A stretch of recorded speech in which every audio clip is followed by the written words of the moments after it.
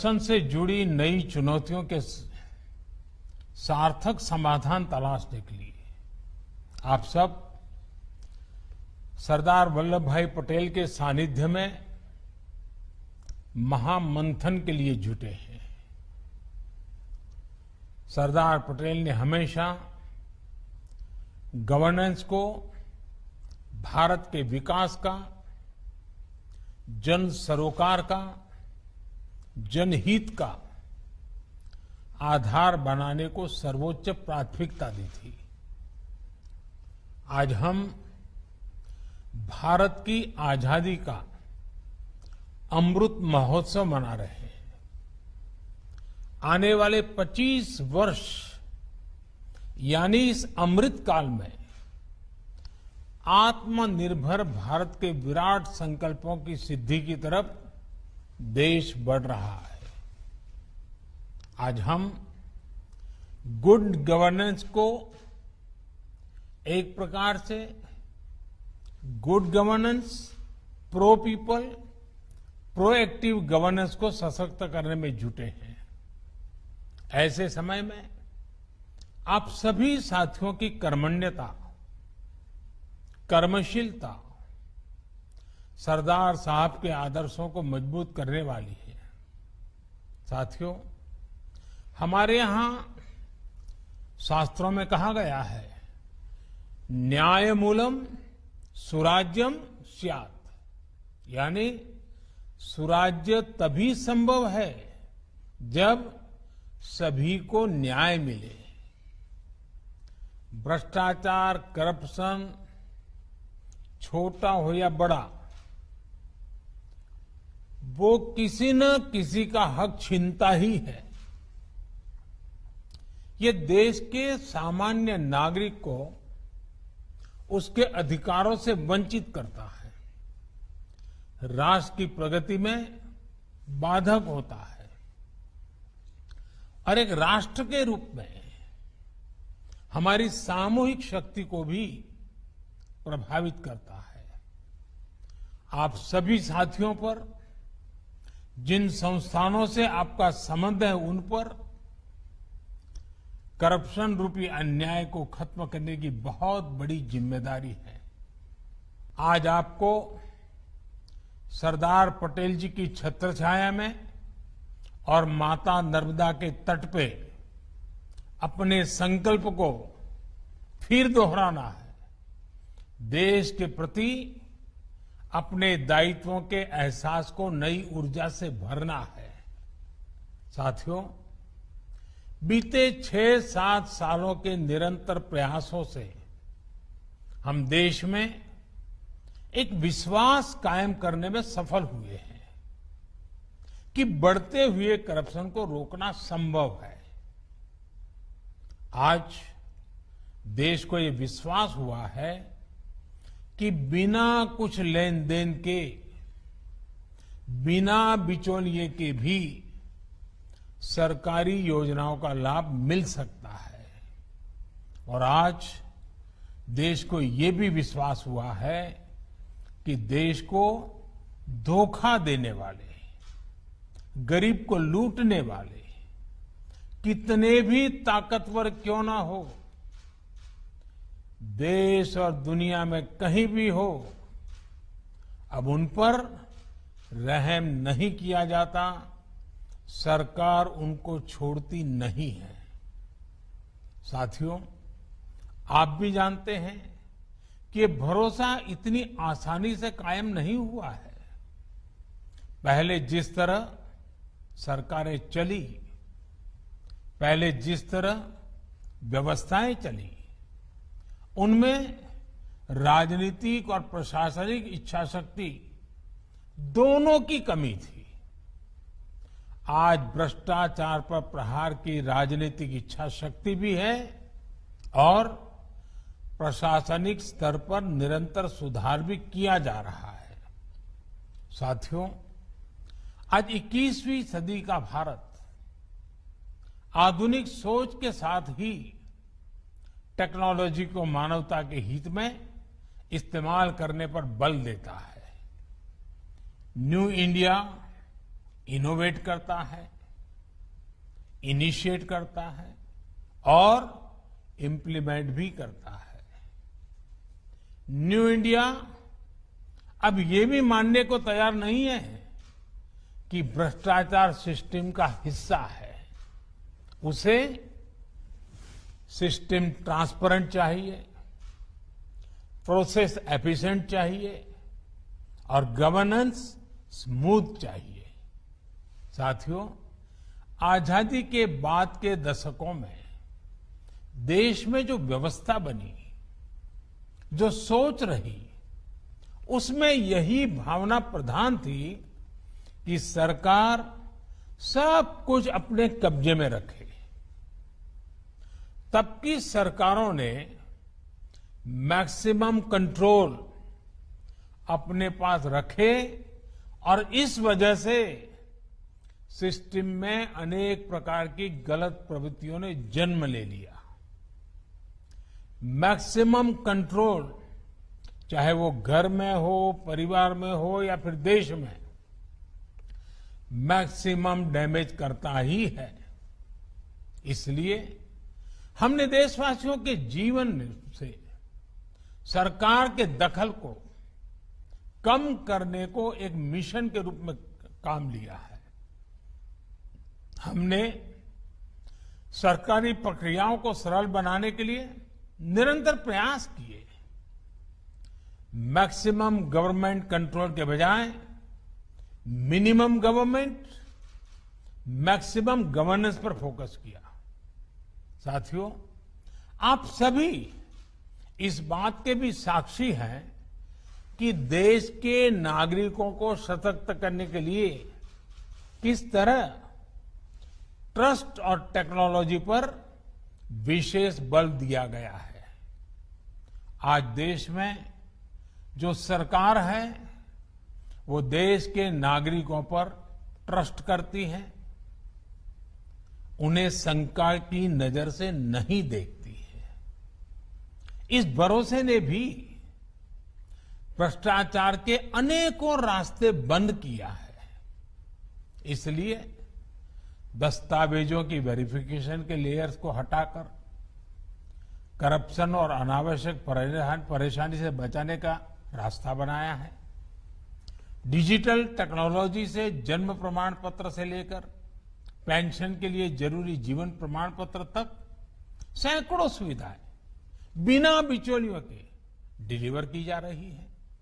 Group C और group D की भर्तियों से इंटरव्यू खत्म किया तो गरीब और मिडिल क्लास को करप्शन के दबाव से मुक्ति मिली है। गैस सिलेंडर की बुकिंग से लेकर टैक्स से जुड़ी प्रक्रियाओं तक ऑनलाइन और फेसलेस प्रक्रियाएं उन लंबी लाइनों से मुक्ति दे रही है जो भ्रष्टाचार का बहुत बड़ा जरिया रही है। साथियों, ट्रस्ट और टेक्नोलॉजी से एफिशिएंट गवर्नेंस और ईज ऑफ डूइंग बिजनेस पर क्या असर हुआ है, ये आप सभी भली भांति जानते हैं। परमिशन और कंप्लायंस के नाम पर, बिजनेस को शुरू करने और बंद करने के नाम पर, बैंकों से लोन लेने या लोन को रफा दफा करने को लेकर जो कुछ भी अतीत में हुआ है, जो देश को नुकसान हुआ है, उसे अब ठीक किया जा रहा है। बीते सालों में सैकड़ों ऐसे पुराने कानूनों के जाल को हमने साफ किया है और आज की चुनौतियों को देखते हुए सख्त नए कानून भी देश को दिए हैं। हजारों कंप्लायंस और भांति भांति के एनओसी, तरह तरह की परमिशंस के नाम पर करप्शन का कैसा खेल चलता था, ये आपसे बेहतर कौन जानता है। बीते सालों में हजारों कंप्लायंसेस खत्म किए जा चुके हैं और आने वाले समय में ऐसे हजारों कंप्लायंसेस और खत्म करने का इरादा है। अधिकतर परमिशंस को फेसलेस किया जा चुका है और सेल्फ असेसमेंट, सेल्फ डिक्लेरेशन जैसी प्रक्रियाओं को बिजनेस के लिए भी प्रोत्साहित किया जा रहा है। जैम यानी गवर्नमेंट ई मार्केट प्लेस की वजह से सरकारी खरीद और ई टेंडरिंग में पारदर्शिता आई है, उलझनें कम हुई है। डिजिटल फुटप्रिंट ज्यादा से ज्यादा होने से इन्वेस्टिगेशन भी ज्यादा आसान और सुविधाजनक हो रहे हैं। हाल में लॉन्च किया गया PM Gatishakti national master plan, इससे भी डिसीजन मेकिंग से जुड़ी अनेक मुश्किलें समाप्त होने वाली हैं।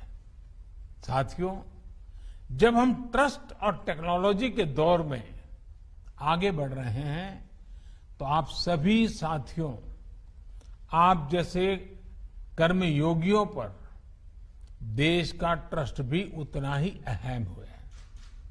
हम सभी को एक बात हमेशा याद रखनी है, राष्ट्र प्रथम, नेशन फर्स्ट हमारे काम की एक ही कसौटी है और वो है जनहित, जन सरोकार।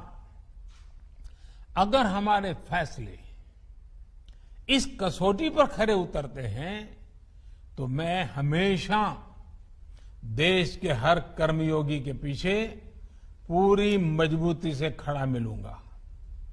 सरकार ने सख्त कानूनी रास्ते बनाए हैं, उनको लागू करना आपका कर्म है, लेकिन कानून की ताकत के साथ ही उचित व्यवहार के लिए प्रोत्साहित करना, मोटिवेट करना, ये भी उतना ही जरूरी है।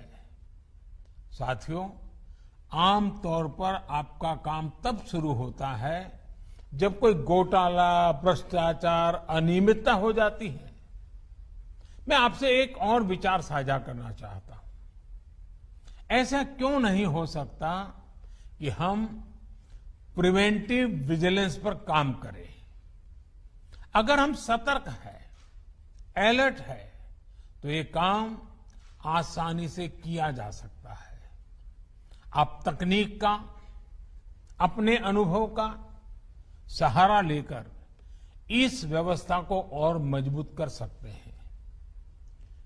प्रिवेंटिव विजिलेंस के लिए सतर्कता, तकनीक के साथ ही प्रक्रिया में सरलता, स्पष्टता, ट्रांसपेरेंसी, इसे लाकर हम कई बड़े बदलाव ला सकते हैं। आज देश में कई सरकारी विभाग, बैंक, पीएसयू, वित्तीय संस्थान प्रिवेंटिव विजिलेंस की दिशा में कई महत्वपूर्ण काम कर रहे हैं। हम सभी ने अपने घरों में अनेक बार सुना है, prevention is better than cure. आप कोशिश करें कि प्रिवेंटिव विजिलेंस आपकी कार्य प्रणाली का हिस्सा बने। इससे एक तो आपका काम आसान होगा, दूसरा देश के समय, संसाधन, शक्ति को बचाया जा सकेगा। मुझे बताया गया है कि इसे देखते हुए सीबीसी ने अपनी नियमावली में कुछ सुधार किए हैं। इस रूल बुक में ई सतर्कता पर एक अतिरिक्त अध्याय जोड़ा गया है। अपराध करने वाले तो हर महीने, हर दिन नए नए तरीके खोज लेते हैं। ऐसे में हमें उनसे 2 कदम आगे ही रहना है। साथियों, आपको याद रखना है कि आपकी साझेदारी इस मिट्टी से है, मां भारती से है। देश और देशवासियों को धोखा देने वाले के लिए देश और दुनिया में कोई भी सेफ हेवन नहीं होना चाहिए।